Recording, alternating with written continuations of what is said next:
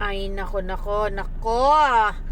Iba ang tinitingnan sa tinititigan.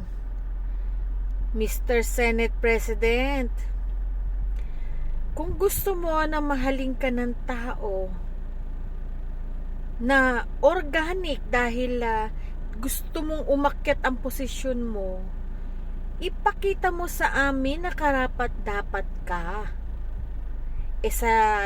Sa lagay na yan, sa mga ginagawa mo ikaw pa na Senate President ang magbabaliwala sa mga ginawang hearing dyan sa Senado.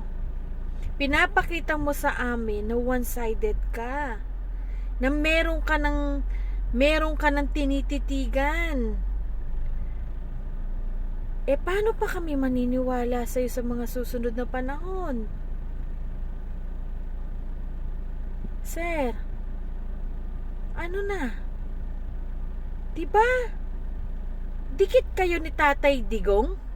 Kasama ka sa mga lakad niya sa lahat ng lakad niya sa abroad Kasama kayo sa mga pictures niya na masayang-masaya ang ganap mo. Ano nang nangyari ngayon, sir? So, kung sinong presidente, doon ka nakadikit? Anong tawag dyan?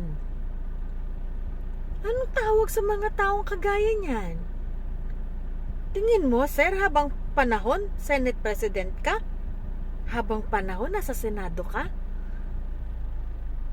Tandaan mo, marami kami sumusuporta kay Tatay Digong. Yan lang masasabi namin sa'yo, sir. Nakakadismaya ka.